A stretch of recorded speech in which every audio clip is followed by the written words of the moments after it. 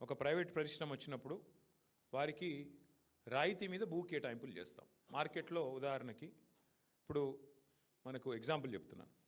హైదరాబాద్ నుంచి ఒక 20-25 కిలోమీటర్ల దూరంలో అక్కడ మార్కెట్ విలువ భూమిది ఎకరానికి 20 కోట్లు ఉన్నప్పటికీ మనం ఏం చేస్తామంటే కేవలం 2 కోట్లకో 1.5 కోటికో రిజిస్ట్రేషన్ వాల్యూ ఎంత ఉంటే అంతకో ఆ పద్ధతుల్లో మార్కెట్ వాల్యూ ఎంత ఉన్నప్పటికీ చాలా రాయితీలు ఇచ్చి మనం జనరల్గా భూ కేటాయింపులు చేస్తాం.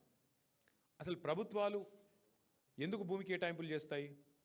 ప్రైవేట్ రంగంలో ఉండే పారిశ్రామికవేత్తలకి ఉపాధి కల్పన కోసం, ఉద్యోగాలు ఇస్తారు పిల్లలకి, మన పిల్లలకి మన రాష్ట్రంలో అనే ఉద్దేశం ఒకటైతే, రెండవది కంపెనీ పెట్టినప్పుడు సహజంగానే కంపెనీ ట్యాక్సులు కడుతుంది, రాష్ట్ర ఆదాయం పెరుగుతుంది, ఎకనామిక్ యాక్టివిటీ వస్తుంది. ఈ ఉద్దేశంతో మనం రాయితీలు ఇచ్చి భూ కేటాయింపులు చేస్తాం.